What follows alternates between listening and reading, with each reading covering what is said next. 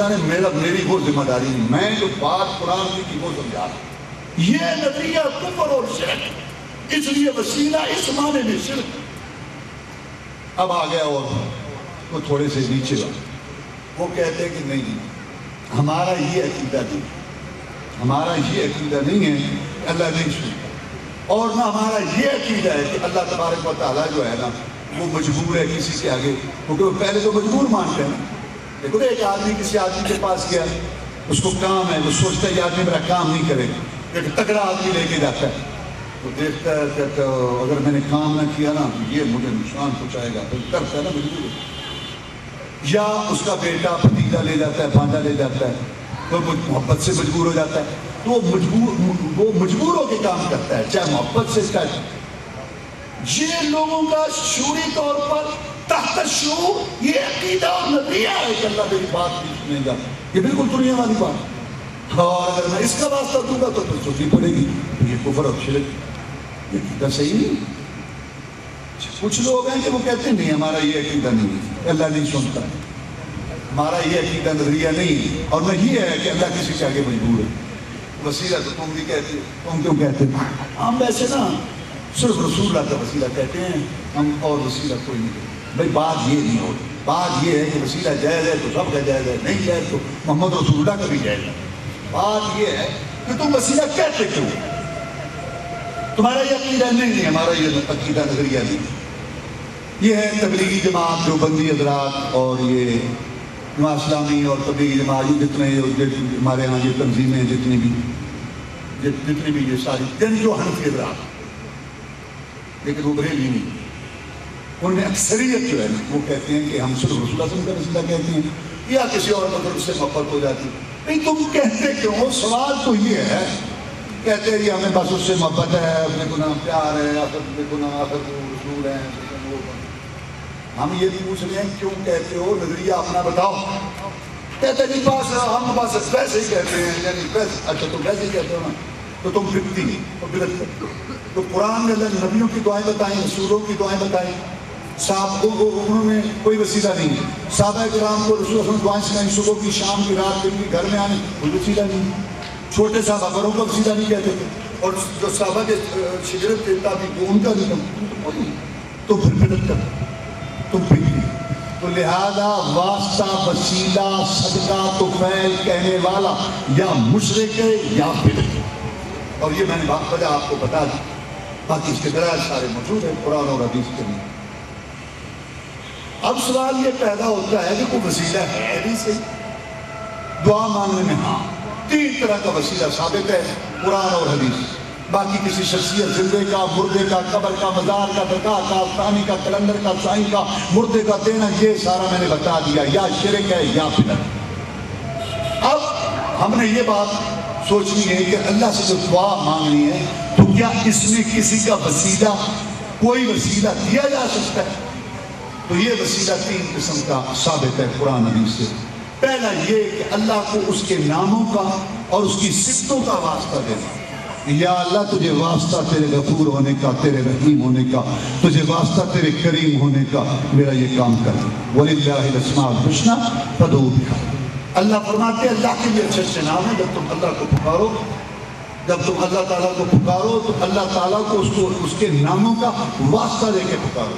رسول اللہ صلی اللہ علیہ وسلم کہتے ہیں یا حی یا قیوم برحمتک استغیث، اے زندہ و قائم رب میں تیری رحمت کا واسطہ دے کے تجھ سے فریاد طلب کرتا ہوں۔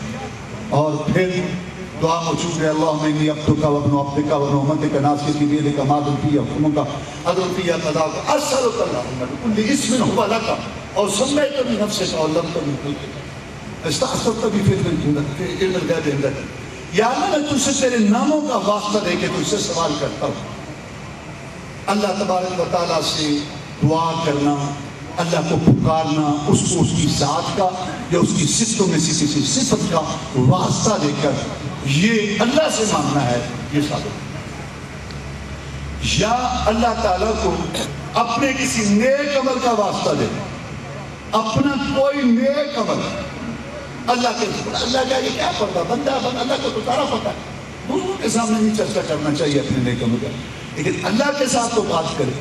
ربنا اننا سمعنا منادیا ینادی للایمان ان آمنوا بربکم فآمنا، یا اللہ ہم نے تیری پکار سنی تیرے بندوں کے ذریعے کہ مجھ پہ ایمان لاؤ، ہم ایمان لائے تو ہمیں بخش دے۔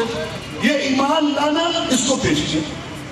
وہ غار والوں کا واقعہ، 3 آدمی تھے، اکثر نے تو سنا ہوا ہے، بعض نے نہیں سنا ہوگا کہ رسول اللہ صلی اللہ علیہ وسلم فرمایا، بخاری شریف کا واقعہ کہ 3 آدمی سفر کر رہے تھے، طوفان آیا، پناہ لینے کے لیے بیٹھنے کو اس میں غار میں بیٹھے تھے۔ اتفاق ایسا ہوا کہ طوفان کی وجہ سے پتھر گرا، غار کا منہ بند ہو، اب تینوں پریشان، جنگل بیابان، کوئی ہے نہیں۔ یہ بخاری شریف میں واقع ہے۔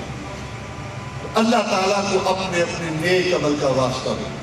ایک بولا، یا اللہ تجھے تو سارا پتہ ہے، میرے ماں باپ بوڑھے تھے، بکریاں چراتا، بکریاں میری ہیں، تو میں جب واپس آتا دودھ دو کے سب سے پہلے ماں باپ کو پلاتا اور پھر اپنے میری بچوں کو۔ میں کہتا پہلے میرے ماں باپ کی، بعد میں تم پیو۔ ایک دن مجھے دیر ہو گئی، میں آیا، میرے ماں باپ سو چکے تھے، میں دودھ دے کے ان کے پاس وہاں انتظار کرتا رہا۔ اٹھاتا اس لیے نہیں تھا کہ ان کی نیند خراب نہ ہو، اور میں اپنے بچوں بیوی کو نہیں دیتا رہا، پہلے میرے ماں باپ پیئیں گے۔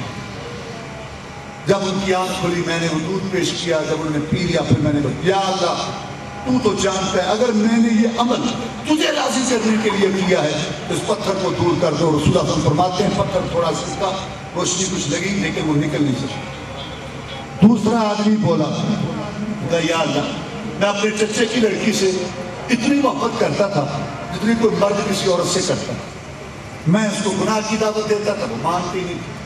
ایک دن تنگ ہو گئی، مجبور ہو گئی، مجھے آگے کہتی ہے کہ مجھے 100 دینار دو، اس کا انتظام کرو۔